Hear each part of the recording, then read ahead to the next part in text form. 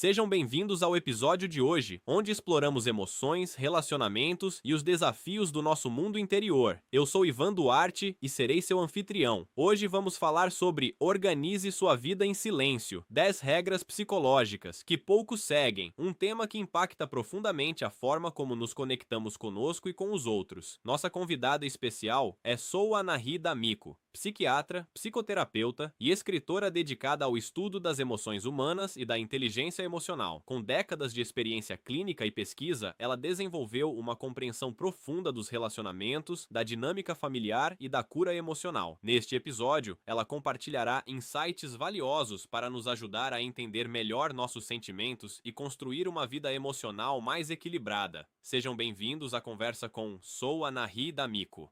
Souanahi D'Amico, psiquiatra, psicoterapeuta e escritora, e há décadas estudo as emoções humanas, a inteligência emocional e os segredos da mente. Hoje, quero compartilhar com você o que aprendi em minha prática clínica, em minhas pesquisas e na convivência com milhares de pacientes e leitores. Ao longo de todos esses anos, observei algo que se repete com uma regularidade impressionante. Enquanto muitos se ocupam em construir imagens de equilíbrio, produtividade ou felicidade, o verdadeiro trabalho acontece em outro lugar. Acontece no silêncio do autoconhecimento, na coragem de colocar ordem na própria existência, mesmo que ninguém veja ou reconheça esse esforço. A vida desorganizada reflete uma mente caótica, dispersa e barulhenta. Já uma vida organizada em silêncio revela estrutura, clareza e firmeza, frutos de uma psique integrada. Você não precisa anunciar suas mudanças, não precisa justificar seus momentos de silêncio. Quem tenta convencer os outros de que está mudando muitas vezes esquece de olhar para dentro e realmente transformar-se. O foco não está em agradar o olhar alheio, está em cultivar uma vida coerente, autêntica e eficaz, uma vida livre de excessos, desperdícios e distrações internas. Quando você deixa de se preocupar com a imagem que projeta e começa a cuidar da base invisível que sustenta sua rotina, tudo começa a se alinhar, não porque o mundo mudou, mas porque você parou de alimentar o caos interno. Você começa a agir com método, observa com mais calma, prioriza o que realmente importa e, sobretudo, aprende a dizer não para tudo aquilo que mantém sua mente e seu coração em desordem, seja mental, emocional, financeira ou espiritual. Organizar a vida não é um talento nato, é uma escolha consciente. E como toda escolha que transforma, ela exige força, constância e discernimento. Viver de forma ordenada é rejeitar a pressa e a reatividade. É aceitar que o verdadeiro controle da vida não está nos eventos externos, mas na forma como estruturamos nosso mundo interior para enfrentar o que vier. Essa estrutura se constrói com base em princípios profundos, não em impulsos passageiros. Se você está pronto para assumir esse compromisso silencioso com sua evolução interior, inscreva-se no canal e comente aqui embaixo. Eu decido mudar de vida. Se você está pronto para transformar sua vida de dentro para fora. 1. Organizar a própria vida é um ato de individuação. Em décadas de prática clínica, aprendi que organizar a própria vida vai muito além de manter uma rotina produtiva ou uma agenda impecável. Esse processo representa um dos movimentos mais importantes da existência humana, o caminho de tornar-se quem você realmente é. Não se trata de parecer alguém que tem tudo sob controle. Trata-se de integrar de fato as partes conscientes e inconscientes da sua psique. E isso exige um esforço profundo de reconhecimento, aceitação e reconciliação com tudo aquilo que foi negligenciado internamente, seus medos, contradições, feridas e potenciais não desenvolvidos. Organizar a vida, nesse contexto, não é pintar uma imagem de perfeição para o mundo exterior. É, antes de tudo, um compromisso radical com a verdade interior. É olhar para dentro e encarar os aspectos caóticos da mente, os padrões automáticos, as crenças limitantes, os complexos emocionais e os conteúdos reprimidos, para trazê-los à luz da consciência. Ao longo dos anos, ouvi de muitos pacientes a mesma queixa. Minha vida está bagunçada e eu não sei por quê. E o que sempre observei é que a desordem exterior é quase sempre o reflexo do que está desalinhado dentro de nós.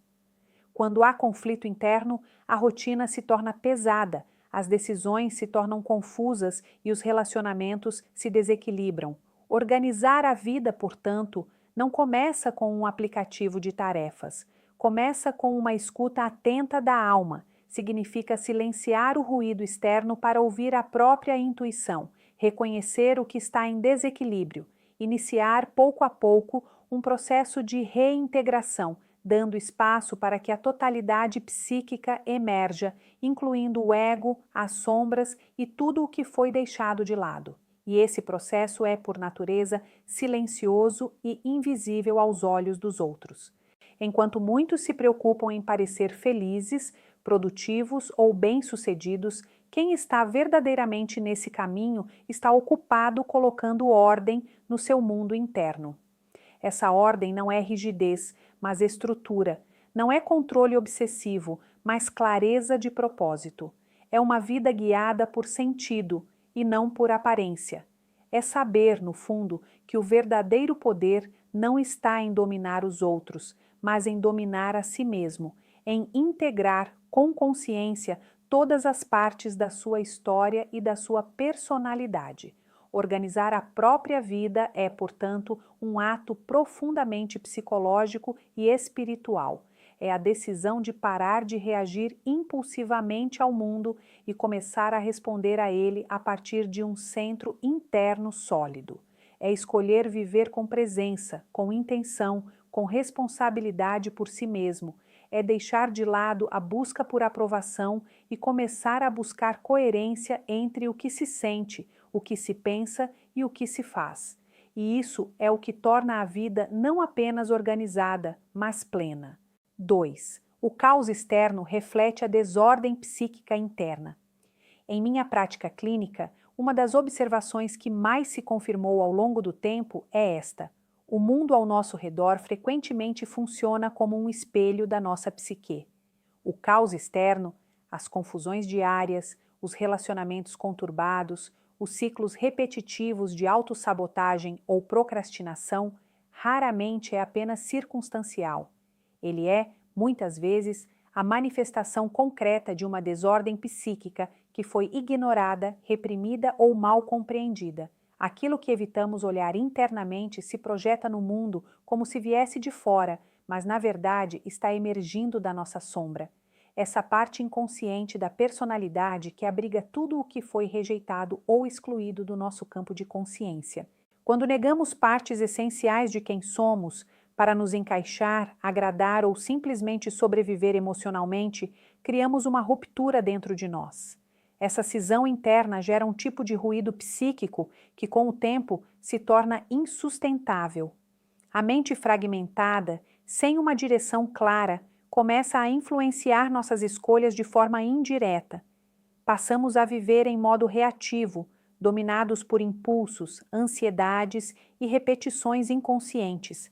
A vida parece fora de controle, mas na verdade é o reflexo de uma alma que perdeu o contato com sua totalidade. É por isso que tentar organizar a vida apenas no nível externo, limpando a casa, criando rotinas, estabelecendo metas, não é suficiente se o caos interno não for acolhido e compreendido. A verdadeira organização começa quando damos voz ao que foi silenciado dentro de nós. Dores antigas, verdades ignoradas, desejos reprimidos, medos que fingimos não sentir. Só então podemos começar a colocar ordem verdadeira, aquela que nasce da reconciliação com o próprio ser. Nesse sentido, o caos pode ser visto não como um inimigo, mas como um mensageiro. Ele nos convida a olhar para dentro, a escutar os sinais da alma e a iniciar um processo de reintegração. Quando acolhemos nossa sombra com honestidade e coragem, começamos a ver mudanças reais na realidade externa. A vida se alinha porque nós nos alinhamos, e a ordem finalmente deixa de ser uma ilusão e passa a ser uma expressão da harmonia interior. 3. Começar o dia com presença é iniciar o contato com o seu centro. Ao longo dos meus anos de trabalho clínico, percebi algo que pode parecer simples, mas que tem um impacto profundo na saúde mental e emocional das pessoas. Como você começa o seu dia define em grande medida como você vai atravessá-lo. Começar o dia com presença não é apenas uma escolha de bem-estar ou produtividade, é um gesto profundo de reconexão com o seu centro mais verdadeiro, com a essência que organiza sua experiência interior e guia o processo de transformação ao longo da vida. Quando logo ao acordar nos entregamos à correria, às notificações, aos compromissos ou ao impulso automático de fazer, nos afastamos desse centro e mergulhamos no ruído do mundo. Reforçamos a fragmentação psíquica em vez de combatê-la. Mas quando escolhemos iniciar o dia em silêncio, com presença e intenção, estamos voltando ao nosso eixo. Tenho visto isso em consultório inúmeras vezes. Pacientes que criavam um espaço de quietude todas as manhãs antes de enfrentar o caos do dia relatavam uma diferença enorme na qualidade das suas decisões, das suas relações e do seu estado emocional. Um simples momento de silêncio, observar o céu clarear, respirar profundamente, escrever alguns pensamentos em um caderno, representa uma jornada diária de retorno ao eixo. Não são apenas hábitos saudáveis, são rituais simbólicos de alinhamento interno. O self, essa voz mais profunda que nos orienta, não grita, ele sussurra, e só conseguimos ouvi-lo quando a mente está quieta, quando o corpo está presente, quando paramos de reagir e começamos a observar. Esse contato não precisa durar horas. Às vezes, 10 minutos são suficientes para impedir que o caos do dia dite o ritmo da alma. A presença consciente ao acordar funciona como um portal para o sagrado cotidiano. Ela marca a diferença entre um dia vivido em reação e um dia vivido com direção. A verdadeira transformação acontece quando deixamos de ser comandados pelas pressões externas e passamos a responder ao chamado interno do nosso ser mais profundo. Começar o dia com presença é mais do que uma técnica, é um compromisso com o despertar da consciência, é declarar, em silêncio, que sua vida será guiada de dentro para fora, com clareza, propósito e verdade. 4. Reduzir distrações é proteger a conexão com o seu interior. Vivemos em um tempo onde o excesso de estímulo se tornou o padrão. Notificações incessantes, redes sociais, informações que chegam em avalanche. Tudo isso parece fazer parte do cotidiano moderno, mas há um preço oculto sendo cobrado, a desconexão progressiva de nós mesmos. Em minha experiência como psiquiatra, observo com crescente preocupação o quanto esse bombardeio de estímulos interfere diretamente na saúde mental das pessoas. O contato com o próprio interior e, por extensão, com a alma, só é possível quando a mente está receptiva, quando o ruído externo cessa e há espaço para a escuta interior. Cada distração que aceitamos automaticamente, cada momento em que pulamos de uma tarefa para outra sem consciência, é um passo a mais rumo ao distanciamento da nossa própria essência. O ser profundo que habita em cada um de nós não se revela no meio do barulho. Ele emerge quando o ego aquieta sua ansiedade por controle e performance. Ao contrário do que muitos pensam, reduzir distrações não é uma renúncia ao mundo ou ao progresso. É um ato profundo de respeito à própria psique. Quando você escolhe silenciar notificações, diminuir o consumo de conteúdo irrelevante ou se afastar do ruído que te puxa para fora, você está, na verdade, abrindo um canal para o inconsciente se manifestar.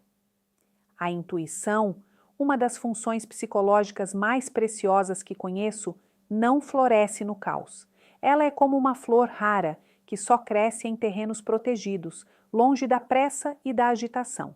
Em momentos de quietude, quando a mente para de buscar estímulo e começa a observar, ideias emergem. Sentimentos recalcados podem ser compreendidos e transformados. É no silêncio que sonhos esquecidos se revelam, que insights surgem sem esforço, que imagens interiores podem ser integradas ao consciente.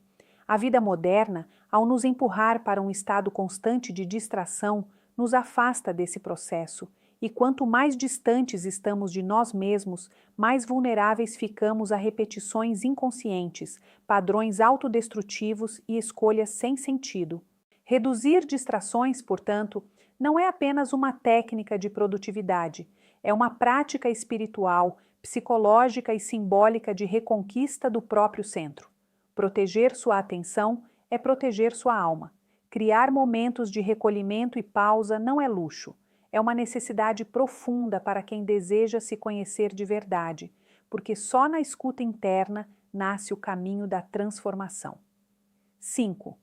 O supérfluo é sombra disfarçada de necessidade. Ao longo de décadas, estudando o comportamento humano, aprendi a enxergar o excesso de uma forma que muitos não consideram. O que chamamos de supérfluo, muitas vezes, é a materialização inconsciente das nossas partes negadas. Quando acumulamos objetos, compromissos, hábitos e relações que não têm mais sentido, fazemos isso, em grande parte, para evitar o enfrentamento de vazios internos. O excesso que na superfície parece conforto é muitas vezes uma fuga. Aquilo que não integramos em nossa psique permanece atuando nas sombras, e o que é inconsciente governa nossa vida sem que percebamos. O consumo sem reflexão, a agenda lotada, a necessidade constante de estar ocupado ou de manter aparências não são aleatórios, são sintomas de uma psique que tenta preencher com o externo o que no interno ainda não foi acolhido. Essa busca constante por mais coisas, mais atenção, mais reconhecimento é, em muitos casos, uma tentativa de anestesiar o desconforto que sentimos diante da nossa incompletude. Mas a verdadeira evolução psicológica não acontece com o acúmulo. Acontece com o esvaziamento consciente. Questionar o que é supérfluo em nossa vida é um ato de coragem e autoconhecimento. É quando deixamos de buscar no mundo respostas para os conflitos internos e começamos, de fato, a escutar o que nossa alma está tentando nos dizer através do excesso. Toda vez que acumulamos o que não é essencial, criamos camadas entre o ego e o nosso centro mais verdadeiro, e essas camadas impedem o fluxo da transformação real. Refinar a psique é, portanto, um processo de depuração. Assim como o alquimista separa o ouro da escória, nós também precisamos separar o que é essencial do que é apenas sombra disfarçada de desejo. Cada objeto sem função, cada obrigação aceita por medo, cada padrão repetido sem consciência, tudo isso carrega energia psíquica aprisionada. Ao nos libertarmos do supérfluo, abrimos espaço para a autenticidade emergir. E mais do que isso, resgatamos uma parte de nós que estava soterrada sob o peso de expectativas externas e vazios não elaborados. Viver com menos não é empobrecimento, é integração. É quando você olha ao redor e vê apenas o que reflete sua verdade mais profunda. E isso não pode ser comprado nem imitado, apenas vivido com consciência e presença. 6. Limites saudáveis são as fronteiras de um ego fortalecido. Em minha prática clínica, um dos temas que mais aparecem é a dificuldade de estabelecer limites, e o que observo consistentemente é que essa dificuldade não é uma questão de personalidade, é uma questão de estrutura interna. O ego, o centro da consciência, precisa estar bem estruturado, maduro e enraizado na autenticidade para que possamos navegar no mundo com clareza. E uma das formas mais evidentes de um ego fortalecido é a capacidade de estabelecer limites claros. Dizer não com consciência e serenidade é um gesto profundo de afirmação do próprio valor. Não se trata de afastar os outros com rigidez ou agressividade, trata-se de preservar o próprio espaço psíquico para que o processo de crescimento aconteça sem ser invadido pelas demandas alheias ou pelas pressões do coletivo. Muitas pessoas ainda associam a definição de limites com o egoísmo, quando na verdade é justamente o contrário. A ausência de limites revela um ego enfraquecido que busca validação externa a todo custo e teme desagradar. Esse ego permeável acaba se fragmentando, pois é constantemente atravessado por vontades, opiniões e exigências que não são suas. A psique se desequilibra quando o indivíduo diz sim com a boca, mas não com o coração. Essa desconexão interna mina a energia vital e gera ressentimento, frustração e sensação de aprisionamento. Vi isso acontecer inúmeras vezes. Pessoas que viviam exaustas, ansiosas, sem saber o motivo, até que percebiam que estavam carregando o peso das escolhas e das expectativas dos outros sem nunca terem dito um não verdadeiro. Aprender a dizer não com clareza é traçar uma linha invisível que demarca onde terminam as expectativas externas e começa a nossa verdade interior. Essa linha não precisa ser imposta com raiva ou com longas explicações. Ela se expressa em atitudes coerentes, em escolhas firmes, em uma postura que comunica: eu me respeito e espero o mesmo. A verdadeira autoridade não grita, ela se manifesta em silêncio, sustentada pela convicção interna. Um ego fortalecido sabe o que é negociável e o que não é. E essa sabedoria não nasce do orgulho, nasce da intimidade com o próprio mundo interior. Estabelecer limites é, portanto, mais do que proteger o tempo ou a energia. É proteger o processo de crescimento e integração. É afirmar: a minha presença é valiosa e só posso oferecê-la de forma genuína quando não estou me abandonando para agradar. Esse é o solo fértil onde o autoconhecimento cresce. 7. A verdadeira paz vem da reconciliação com a sombra. Durante toda a minha trajetória como psiquiatra e psicoterapeuta, uma das verdades que mais me marcou foi esta: a paz interior genuína não se alcança pela tentativa de suprimir emoções, apagar conflitos ou sustentar uma imagem de calma constante. Ao contrário do que muitos acreditam, a serenidade não é ausência de conflito, é o resultado da integração consciente das forças opostas que habitam nossa psique. Todos nós carregamos uma sombra, o lado oculto, reprimido ou negado da nossa personalidade. São partes nossas que não aceitamos, que julgamos inaceitáveis, inadequadas ou vergonhosas. E enquanto essas partes permanecerem inconscientes, continuarão influenciando nossas ações, decisões e emoções de forma disfarçada e desordenada. Muitas pessoas se esforçam para parecer equilibradas, fortes, amorosas ou espiritualmente elevadas. Mas essa fachada, quando não é acompanhada por um trabalho interno autêntico, é apenas uma máscara, uma persona útil para a vida social, mas perigosa quando se torna um substituto do verdadeiro eu. Uma paz sustentada apenas por aparência é frágil, artificial e muitas vezes opressora. A negação da sombra cobra um preço alto: ansiedade disfarçada, explosões emocionais inesperadas, doenças psicossomáticas, relacionamentos instáveis. Em vez de negar o que dói, o caminho que proponho e que vejo funcionar repetidamente na vida dos meus pacientes é olhar para dentro com coragem e acolher o que foi excluído. Reconhecer a raiva, a inveja, o medo, a carência ou mesmo o desejo de controle não é sinal de fraqueza, é sinal de maturidade psíquica. É nesse processo de confronto com a sombra que começamos a entender nossas reações mais profundas, nossas contradições e nossas feridas. E à medida que integramos essas partes, nossa psique vai se tornando mais completa, mais enraizada, mais verdadeira.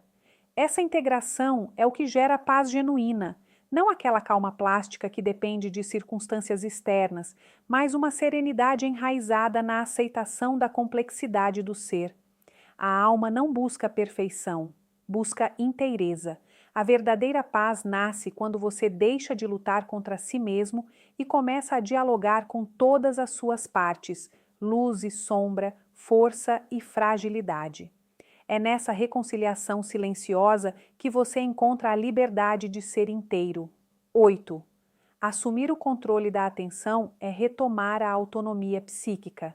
Em minha experiência, a atenção não é apenas uma função da consciência, é uma alavanca poderosa de transformação interior.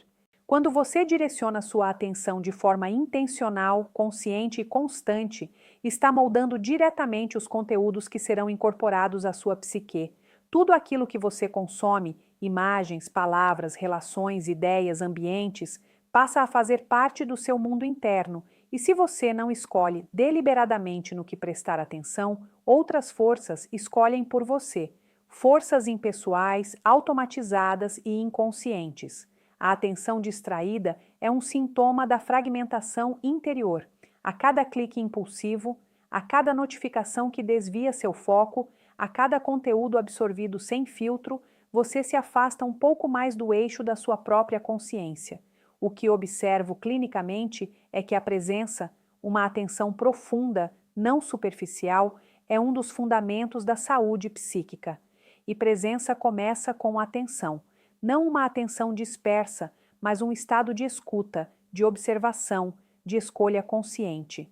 A mente que não aprende a filtrar o que absorve é facilmente colonizada por ideias prontas, por padrões coletivos, por crenças que não representam a sua verdade mais íntima. Assumir o controle da atenção é um ato radical de autonomia psíquica. É dizer não aos ruídos que enfraquecem sua conexão com o seu centro, e sim às experiências, símbolos e conteúdos que fortalecem sua jornada interior. Significa criar pausas conscientes ao longo do dia, evitar o excesso de informações que apenas preenchem, mas não nutrem.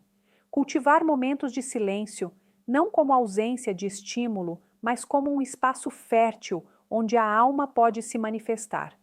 Ao treinar sua atenção, você fortalece o ego em sua função mais elevada, servir como mediador entre o consciente e o inconsciente, entre o mundo externo e as profundezas da alma.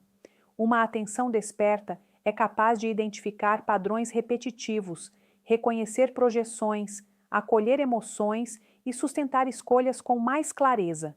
Quem recupera o poder sobre sua atenção recupera também o leme da própria existência, e isso é o início da verdadeira liberdade interior. 9. Viver com propósito é ouvir a voz do seu ser, não do seu ego.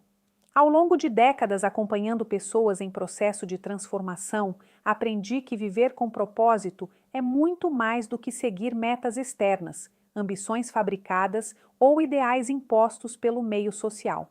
É, acima de tudo, escutar a voz do seu ser mais profundo. Essa instância da psique que representa a totalidade de quem você é, a essência que busca emergir à consciência ao longo da vida. Essa voz não grita, ela sussurra, sua linguagem é simbólica e intuitiva, revelada nos sonhos, nas inquietações existenciais, nos momentos de silêncio e nos impulsos criativos que desafiam o status quo. Segui-la exige coragem, porque muitas vezes ela aponta para direções que vão contra os desejos do ego, contra as expectativas familiares, culturais e até mesmo racionais.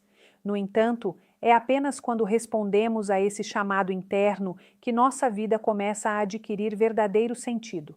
O ego, por sua vez, é a parte da psique voltada para o mundo exterior, que busca controle, reconhecimento e estabilidade.